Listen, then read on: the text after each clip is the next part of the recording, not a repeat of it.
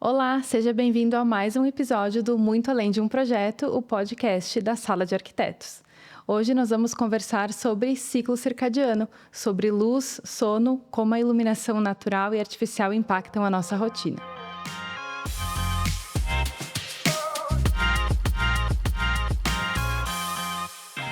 Eu sou a Gabriela Lampert, arquiteta, associada e atual presidente da Sala de Arquitetos na gestão 2026-2027 e serei a host desse episódio. E tenho aqui comigo as convidadas, as arquitetas associadas Karen Basso e Bárbara Viesser e a cirurgia dentista Natália Guerra, especialista em odontologia do sono. Sejam muito bem-vindas. Obrigada. E eu gostaria que vocês se apresentassem um pouquinho para a audiência conhecer melhor vocês. Podemos começar pela Karen? Claro. Então, eu sou Karen Basso, sou arquiteta e urbanista, com atuação há 15 anos, especialmente na área residencial. Então, residências interiores e com foco na sustentabilidade. Muito bom. Bárbara, conta um pouquinho. Eu me chamo Bárbara Viesser, estou atuando faz 6 anos e eu também tenho foco tanto no residencial, porém atuo também no comercial. Faço projetos arquitetônicos e também de interiores. Muito bem, e a Natália? Bom, muito obrigada pelo convite, né?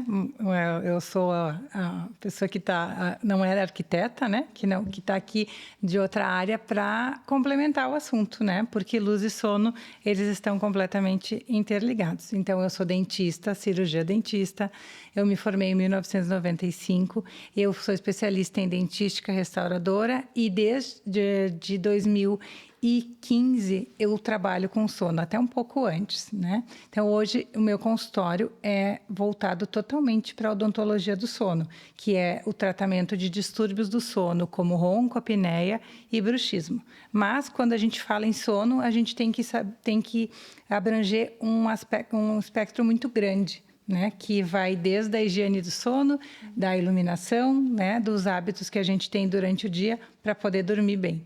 Muito bom.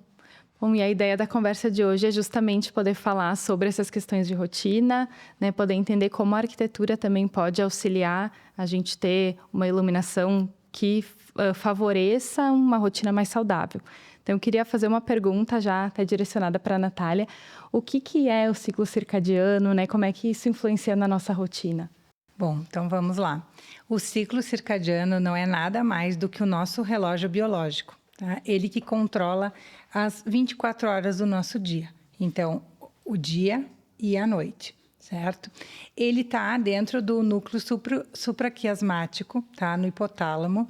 E quem é a bateria desse relógio? A luz natural. Tá? Então, a luz natural é quem faz esse relógio começar a funcionar. Tá? E ele regula todos os processos, os fisiológicos e os comportamentais. Então, a gente precisa respeitar esse ciclo circadiano, né?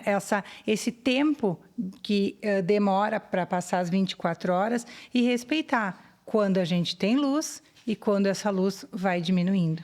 Por isso que é muito importante, né, esse assunto que vocês trouxeram, porque a luz, sim, ela influencia muito o sono. E não é só a luz noturna. A gente vai começar a pensar em ter um sono de qualidade quando a gente acorda. É claro que existem medidas que precisam ser adotadas do meio da tarde para o final, para o início da noite, que vão contribuir muito, mas não são apenas essas. Então, ciclo circadiano não é nada além do que o nosso relógio biológico. Muito bom. E realmente a gente sabe, né, a influência, a gente estuda um pouco na arquitetura, a influência da iluminação, né, a importância de uma iluminação bem pensada. E hoje, com a questão da modernização também, às vezes dificulta, né, a questão de tecnologias, né, tá todo mundo hiperconectado. Às vezes a gente olhar para trás e voltar para aquela rotina de acompanhar a luz do sol, de tu conseguir estar num ambiente sem estar só com a interferência da luz artificial, não. É um desafio, né? E no projeto também, a gente, além da iluminação, que, claro, Quando a gente vai pensar sobre isso, a gente fala muito sobre uma iluminação quente, uma iluminação com dimerização, ou enfim, coisas nesse sentido. Mas eu acho que antes disso mesmo, é pensar no projeto arquitetônico com a possibilidade das entradas de luz natural, né? As aberturas. Então, fazer aberturas zenitais, coisas que a gente veio perdendo de algum modo e que, de alguma forma, a gente tem a obrigação como arquitetas, né, com esse estudo técnico, de introduzir isso, né? Então, não só fazer as aberturas padrões, mas que a gente trabalhe no projeto arquitetônico quando possível, já pensando nisso. E, claro, a iluminação artificial é algo que aí, posteriormente, a gente pensa de forma técnica, com certeza. Mas acho que antes disso, pensar na casa, né, na estrutura dela, para que ela sozinha já funcione muito bem. E aí, depois, a gente venha com os complementares, né? Eu acho, assim, bem importante colocar como é que a gente regula o ciclo circadiano, né? O ciclo circadiano, ele é importante também para regular as questões hormonais, né? E a gente falando em dia e noite, a gente tem que falar em cortisol e em melatonina, certo? Então, como é que a gente... Que orientações a gente daria para começar o dia regulando o teu ciclo circadiano?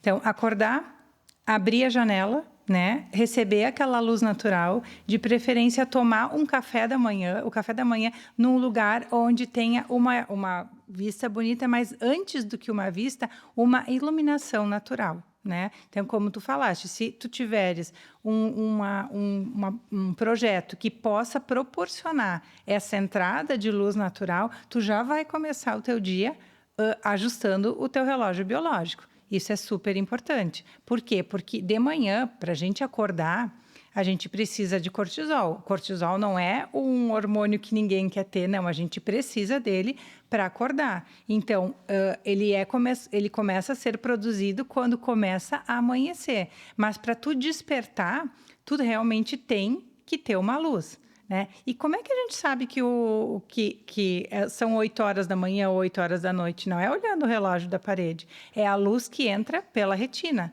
Na retina, a gente tem células que são fotossensíveis. Então, é essa luz que é absorvida pela retina que vai ajudar a regular o nosso ciclo circadiano. E se nós formos pensar o que é o grande problema da atualidade, o ser humano ele se desenvolveu na natureza. Então, nosso ciclo circadiano está completamente ligado ao ciclo do dia, né? Que, como tu bem disseste, é regulado pela luz. Então, a nossa base na arquitetura é a gente projetar para o bem-estar do ser humano. E nisso entra o conforto ambiental, né? E dentro dele o conforto visual. Então, a base da boa arquitetura é a gente ter uma boa orientação solar, é a gente saber onde projetar as janelas, a gente ter ambientes com dimensões que essa luz chegue de forma uniforme. Uma das áreas muito importantes também nesse conforto visual é a gente saber que não pode ter ofuscamento. Então, isso que tu falaste, né? Tem os tipos de luz durante o dia. A gente amanhece com uma luz mais branca, ela chega no seu ápice do branco no meio-dia, onde a gente está com atividade ali a todo ritmo, e no vespertino para a noite, então esse ciclo, por isso que é um ciclo, né? Começa com a luz amarela, vai para azul e vai voltando para amarela, né? Então, a gente tem que respeitar esse ciclo dentro de casa, que é o mais difícil, porque hoje nós estamos 90% do tempo, praticamente, nas áreas urbanas, dentro dos ambientes. Então, olha a importância da arquitetura para a saúde das pessoas, né? E aí começam a surgir algumas tecnologias também que buscam resolver em lugares onde a gente, às vezes, não consegue, né, ter a iluminação natural na forma como seria o ideal, né, que simulam até os momentos do dia, né? Hoje tem tecnologias super avançadas, né? Inclusive, o apoiador do nosso episódio de hoje, que é a Vila Franca Iluminação, tem essa tecnologia lá na loja. Eles são uma empresa que, né, tem toda a questão de curadoria técnica da iluminação, além de fazer a venda da iluminação técnica e decorativa, né? Estão há mais de 40 anos no mercado. E isso é muito importante, né? Porque às vezes a gente vai fazer o projeto e claro que a gente tem as questões ali que a gente já sabe da técnica, né, por óbvio, mas ter essa complementação no momento de especificação das luminárias, do detalhamento ali é bem importante, é bem bom. E essa multidisciplinaridade da arquitetura, então tem um light designer nos dando apoio, porque por mais que nós tenhamos conhecimento, um conhecimento especializado sempre vem agregar, né? E isso que é legal na Vila Franca, a gente sempre tem esse apoio de um especialista, né? Com certeza. E uma das coisas que hoje está se usando é o futuro da iluminação, é a IA agregada à iluminação, né? Então, porque o que hoje está se buscando é human-centric lighting. Então, é o ser humano como centro da iluminação. Então, hoje, as novas tecnologias que tu mencionaste estão trazendo, por exemplo, sensores com IA que regulam até, por exemplo, a passagem de uma nuvem do lado de fora, né, que vai te provocar um sombreamento, e a luz é regulada de modo muito sutil, que a gente não percebe a nível visual, mas a nível biológico, sim. Então, a busca dessa tecnologia nova é trazer a luz natural simulada, né? Então, sempre é importante a gente prever a entrada de luz natural nos projetos, né? A gente sempre privilegiar isso. Com certeza. Eu estava pensando agora, ouvindo vocês falar, por exemplo, quando tem um adolescente, um apartamento e tem um adolescente que vai fazer vestibular, ele não vai estudar só de dia, né? Ele vai precisar estudar de dia e de noite. Então, de regular a luz que ele vai ter no quarto para estudar de dia e ter um outro tipo de iluminação, até, né, provavelmente com o uso da IA, para que ele possa estudar de noite, mas que a atividade cerebral dele não fique exacerbada, porque senão ele vai ter dificuldade para pegar no sono. Sim, mas isso, né, gurias, enquanto não tem a IA nos ajudando, a gente tem vários circuitos que nós podemos trabalhar, né? Trabalhar com luzes indiretas, ou desligar a luz geral e deixar luzes mais... várias camadas, várias camadas. Sim, ou vai até criando cenários, né? Isso, cenários para usos diferentes, né? A cada momento. Isso aí, eu também estava pensando, ontem eu estou fazendo uma reforma na minha casa e eu tive que dormir na casa dos meus pais. E ontem de noite eu fui na Copa para revisar o conteúdo de hoje. E não me dei conta, só que eu não conseguia pegar no sono e não era de ansiosa. Hoje, quando eu fui tomar café, eu olhei para cima e vi que o lustre deles tem uma luz branca, né? E eu não estou acostumada com luz branca. Então, para vocês verem como a luz, né, altera o padrão de sono. Eu sou uma pessoa que dorme muito bem. E ontem, quando eu vi, era meia-noite, eu não tinha pego no sono. E aí, hoje, quando eu voltar lá, eu vou dizer, mãe, vai lá fala com a Manu lá na Vila Franca para trocar essa tua iluminação. Porque eles são pessoas que têm mais idade e também vai alterar o padrão de sono deles. Não, e outra coisa, conforme a idade, também tu necessita de diferentes níveis de iluminação. A pessoa de mais idade, ela tem uma perda de visão, então ela necessita de uma iluminação muito maior do que uma pessoa muito jovem. Então, também tem isso. E sabe que, às vezes, os clientes têm a falta do conhecimento na questão de, eu prefiro a luz branca porque ilumina mais, né? Sim. Essa é o mais comum. Não, eu quero a luz cultural, né? 4000K porque ilumina mais. E assim, aí tem toda aquela explicação, que na verdade uma coisa não tem nada a ver com a outra, que a questão é a potência de luz da lâmpada e não a cor, não a temperatura da cor. Só que às vezes as pessoas estão com isso tão enraizado na cabeça que a gente tem que meio que entrar de uma forma assim, amena e ir tentando mostrar para a pessoa a importância. E não só do, eu gosto ou não gosto, ou eu não estou. É muito mais sobre a questão de saúde mesmo, né? De ter uma casa que seja de fato confortável e que tu consiga fazer com que ela trabalhe de uma forma boa para ti, né? E não só, porque eu gosto ou eu não gosto. Não, calma, vamos tentar entender o porquê, né? E tentar explicar isso pro cliente também, né? E às vezes trazendo alguns exemplos. Por exemplo, quando nós vamos num restaurante, é gostoso ficar com aquela luz mais fraquinha. O restaurante de permanência tem uma iluminação mais fraca, porque a gente geralmente vai de noite, jantar com mais tempo. ao mesmo tempo que a gente fala para os clientes, quando vai num supermercado, é aquela luz branca, porque tu tem que estar ativo, tu tem que ver a cor real do produto, né? Então, são usos diferentes e a gente trazendo... E o próprio mercado usa isso como tática também. Sim. Inclusive, espaços comerciais grandes, como shopping, ou, enfim...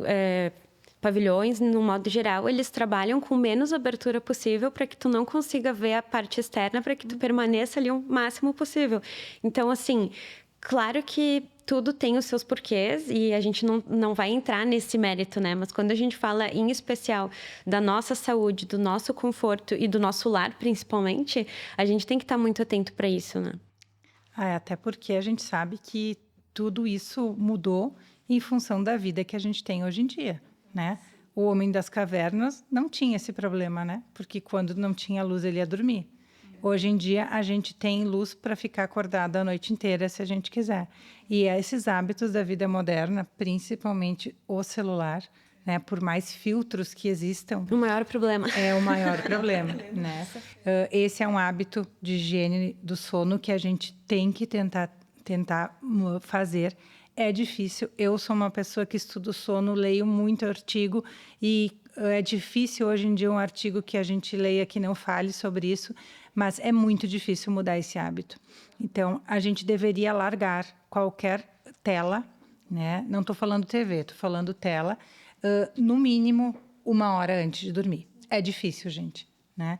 Eu já estou conseguindo meia hora antes. E além, como tu falou, não é só... a cor da luz, mas a potência, a gente também tem que pensar o que a gente fica assistindo no celular.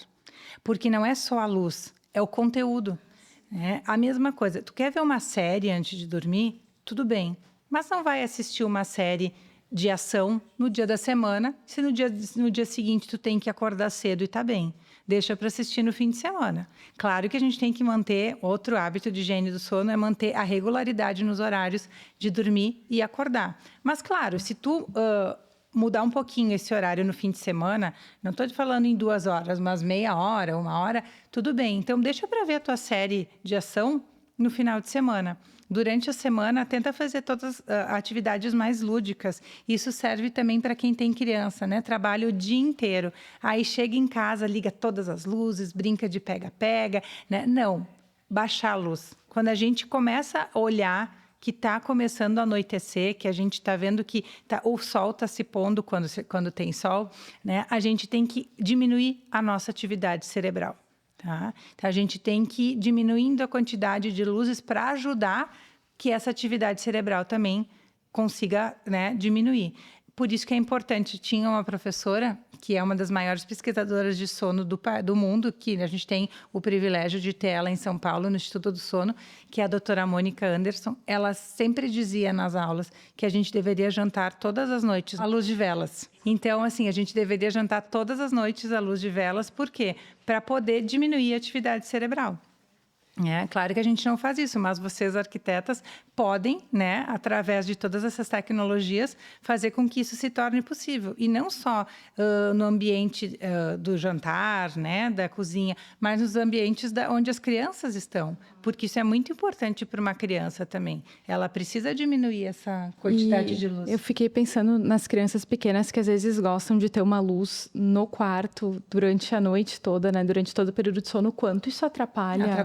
Atrapalha, sim. Então, assim, a luz tem que ser o mínimo possível. Todas as luzes do quarto atrapalham, né? A luzinha vermelha, né, da TV. Eu sou pessoa que me incomoda com a luzinha vermelha. Eu tenho que botar um adesivo. Nossa, eu gosto daquele. O pior é quando a gente vai, por exemplo, para um congresso e tem um hotel em São Paulo que eu não fico quando eu vou, porque ele tem uma luz no teto do alarme de incêndio que não tem como tu não pode tapar. Então, claro, de repente é uma tecnologia mais antiga, mas aquilo me deixa ligada. Mas olha que erro de projeto, né? Exatamente. Olha o quanto impacta. E claro que tem pessoas que são impactadas de uma forma maior, outras não, mas todas impactam. É que nem aquela história, eu tomo café depois das 4h e eu não perco meu sono. Não, gente, tu pode até não perder teu sono, mas a qualidade do teu sono vai ficar prejudicada, porque a gente não está falando só em instinto, a gente está falando em atividade cerebral. né? Então, depois das 4 da tarde, outra dica aí de higiene do sono, não tomar nenhum líquido que deixe a gente muito, muito ativo. Chimarrão, café, alguns tipos de chá, né? E, os energéticos, nem pensar. Os refrigerantes com cola ou com, né, com guaraná também não. Então, assim, é difícil. A gente não faz tudo. A gente faz o que é possível, né? Mas isso é um dos outros hábitos de higiene bem importante para a gente ter um sono de qualidade.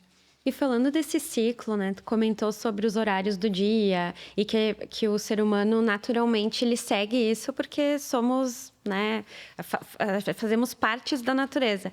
Mas, por exemplo, tem pessoas que não são tão diurnas, são mais noturnas. E eu me incluo neste grupo. Não, somos duas, então eu não sei como são elas, mas nós somos vespertinas. Então, isso chama cronotipo, né? As pessoas têm uma disponibilidade melhor, né? Funcionam melhor de dia ou de noite. A maioria das pessoas são intermediárias, que isso não afeta tanto. Tá? Mas os matutinos, eles têm uma tendência a acordar mais cedo e funcionar melhor de manhã até o meio da tarde. Tá? Os vespertinos, que somos nós, a gente tem um pouco mais de dificuldade de acordar cedo e a gente rende, por exemplo, depois das 10 da manhã, mas vai até mais tarde. Tá?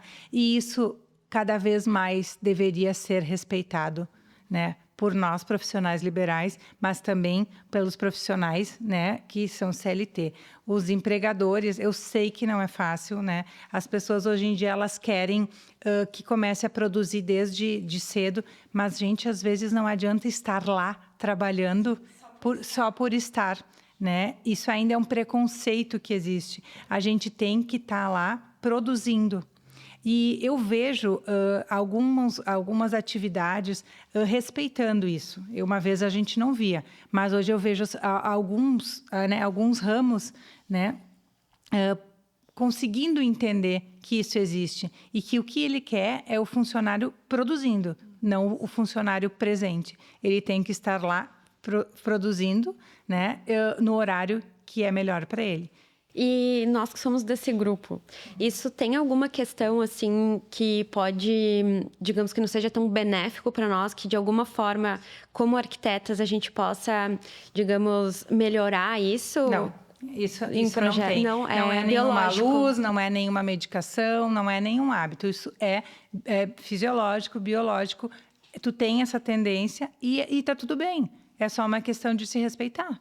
É importante quem consegue reconhecer que tem, né? E aí consegue se organizar. Porque senão a pessoa que não sabe que isso existe fica se cobrando. Poxa, mas todos os meus colegas estão aí de manhã e será que eu tenho TDAH? Será? Não, gente. A gente tem que respeitar o corpo da gente. E não é fácil. Porque desculpa, pode ir. Não é fácil tu dizer para o teu cliente, olha, não, eu vou te atender às 10. Mas eu queria às 8h30. Este ano, é o primeiro ano que eu consegui fazer isso no meu consultório. Claro, por exemplo, no final do ano teve um dia que eu tive que acordar às 7h30, às 7, porque às 7h30 eu tinha, ou às 6h30, porque eu tinha um paciente que ia viajar. Eu pensei no dia anterior, como é que eu vou chegar lá atendendo? Mas tudo bem, é um dia ou outro, mas quando isso se torna uma rotina, sabe, tu indo para um lado e a correnteza te puxando para o outro, porque tu não é assim. Né? E o que a gente pode fazer é se respeitar. E dizer, não, olha, eventualmente tu pode abrir uma exceção, né? De começar a trabalhar mais cedo. Mas se tu fizer isso como rotina, tu não vai render como tu poderia. Né? E aí depende do outro, né? Te entender. Mas quem tem que te respeitar é tu. Não é fácil dizer não. Né? Mas a gente precisa... Dia a dia, porque não vai ter como depois. Isso aí. Mas a gente tem que se respeitar. E vocês são matutinas ou vespertinas? Eu acho que eu sou intermediária. Olha aí. Porque eu consigo me adaptar aos horários, não tenho assim um horário. Eu gosto de acordar cedo. Eu tenho um período ali da tarde que às vezes eu sinto que eu não rendo tanto, mas quando começa às 18 horas eu vejo que é o momento que eu também volto a render. Então, eu acho que eu consigo me adaptar bem. Mas que bom, a maioria das pessoas são intermediárias, né? Graças a Deus. Mas a gente tem, né? Eu e tu... Eu já fui muito noturna. Eu era vespertina. Nossa, completamente. Não, eu trocava literalmente. Eu trabalhava muito até de madrugada. Isso desregula ciclo circadiano. Mas isso era de criança. E depois, com o tempo, hoje eu sou vespertina. Eu Tu já tinha uma tendência, né? Mas de criança eu realmente virava à noite e dormia até meio-dia, assim. Era uma briga para trabalhadores noturnos, eles desregulam o ciclo circadiano, porque eles estão trabalhando de noite completamente, com né? a luz, né? Por exemplo, uma pessoa que trabalha numa produção, ele tem a luz máxima, porque ele precisa estar atento no que ele está fazendo, né? Uma enfermeira num hospital, ela precisa estar com aquela iluminação bem boa, porque ela precisa estar ligada, né, no que ela vai Isso fazer. desenvolve também obesidade, muda o metabolismo, muda o humor, muda um monte de coisas, O ciclo né? circadiano, quando ele não é respeitado, ele funciona, a desregulação do ciclo circadiano, ela funciona da mesma forma que uma fragmentação do sono, tá? O ronco e a apneia, eles fragmentam o sono. A desregulação do ciclo circadiano também. E quais são as consequências disso?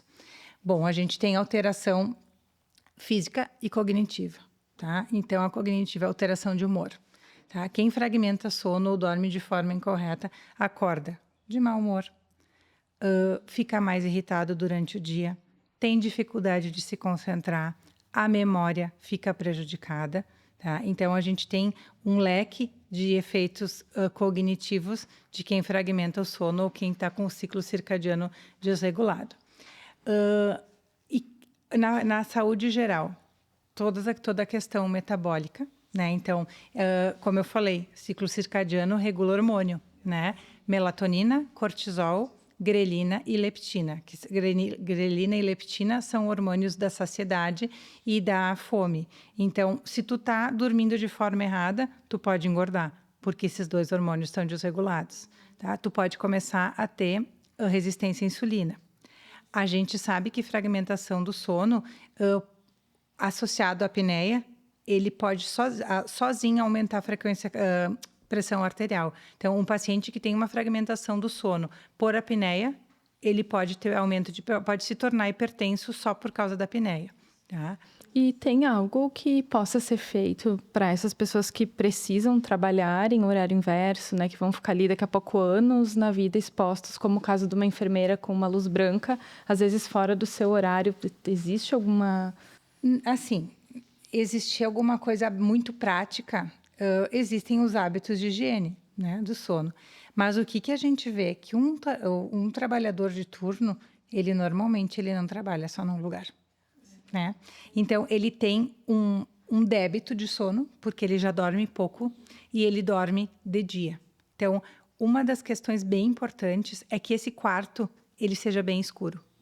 Porque se esse quarto não tiver um bloqueio total de luz, ele não vai ter um sono de qualidade. Isso é uma coisa que eu acho importante de trazer, a importância de projetar os quartos de forma correta. Eu sou mãe, então esse sono fragmentado e todas as consequências eu estou vivenciando na pele, porque a gente acorda muitas vezes durante a noite, a gente fica com déficit de sono terrível e a memória, tudo vai, né? Mas, inclusive, no quarto da minha bebê e no nosso, eu prezo muito pela escuridão total. Que é até uma coisa que várias pessoas em redor questionam. Mas não seria bom ter uma luzinha? Será que a neném não se assusta de estar no escuro? Eu digo, não, essa é a natureza. A gente dormia na noite escura. Isso. Então, nós precisamos, para a liberação da melatonina, para fazer toda a higiene das células, a gente precisa, né, do escuro. Então, a importância também de nós, como arquitetos, de orientar o cliente, entender que tem que ter um blackout, tem que ter uma gelosia, né, na janela. A iluminação, eu gosto muito de trabalhar dimerizável, ter pontos de luz, assim, precisa levantar de noite. Tu bota só um fio de luzinha ali te guiando para não te bater. Para não ligar a luz, né? O abajur ali do lado para fazer uma leitura, em vez do celular, talvez uma leitura para induzir o sono. Então, são esses hábitos que a gente precisa estudar do cliente e também orientar ele, né? Eu acredito. Sim, eu acho que essa orientação de vocês é muito importante. Não é fácil, né? Porque, assim, eu agora, te ouvindo falar, eu pensei, bom, eu sou a pessoa que abomina a luz branca, né? Então, agora eu tenho que começar a prestar atenção na potência dessa luz amarela também, né? Então, agora eu já vou trocar o meu discurso, porque quando o paciente, eu vejo que tem alguma coisa que não está legal no tratamento, que não está respondendo, aí eu volto para os hábitos. E é assim, ó, é muito interessante como a gente vê que eles têm luz branca na cozinha. As pessoas mais velhas, especialmente, Isso, é cultural. Ou quem não cultural. tem uma arquiteta que teve uma orientação, enfim, eu atendo pacientes de todos os níveis socioeconômicos. Então, eu tenho pacientes que estão morando numa casa nova e tem luz branca. E eu digo, pelo amor de Deus, já tira aquela luz branca. Mas agora eu já vou dizer, olha, coloca uma luz amarela, mas sem muita potência. É porque a gente tem que prezar pelo conforto visual. Então, a gente Isso. tem que cuidar reflexos, que a gente tem que evitar o ofuscamento. Então, quanto mais a luz for difusa, melhor. Então, trabalhar com difusores, com iluminações indiretas, né? Mas tem que cuidar muito o não ofuscamento. Não ter uma intensidade muito forte. Ela então tem que agora ser... já viu, já vou, também já tem mais Por isso que a dimerização também é interessante. Isso é bem, bem importante. E eu acho também que é importante a gente ter o quarto ser bem escuro, mas também a gente ter a possibilidade de se dar conta que está amanhecendo.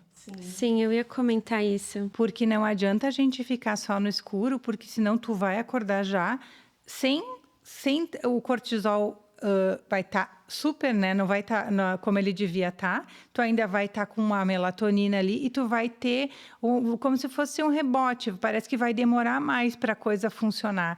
Então, porque está muito escuro, mas já é 8 da manhã. Só que é desafiador, porque durante a noite tem todas as luzes noturnas urbanas. E um blackout, de repente, não 100% ou 60%, de repente, né? Eu tenho pensado nisso, assim, para minha casa, né? Claro que eu gosto de escuridão, assim, mas eu vejo que se eu não começo a ver que já amanheceu, fica mais difícil. Às vezes trabalhar com automação, né, gurias? Eu ia falar até uma automação que tu programe o horário que a tua persiana começa a abrir de manhã. Olha aí, ó, viu? Mas não sei se é porque, de repente, por eu morar em apartamento, tem este benefício, digamos assim.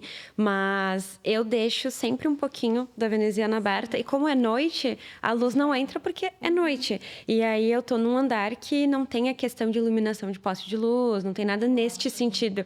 Então, no momento que precisa, tá escuro. E eu adoro aquela sensação de tu tá... Sabe aquela coisa meio dormindo, meio acordada, e aí tu vê que tá entrando a luz ali, parece que aquilo vai... Isso é o correto. Porque o nosso corpo, ele pede a progressão, né? Não a mudança abrupta, né? Isso. A gente não produz melatonina para e começa o cortisol. A melatonina vai diminuindo a produção e o cortisol vai aumentando para nos despertar. Porque, novamente, é o ciclo do dia, né? Ele é... Inclusive, eu tenho, né, um casal de clientes que eles são bem jovens, assim, eles são pais recentes. E eles estavam...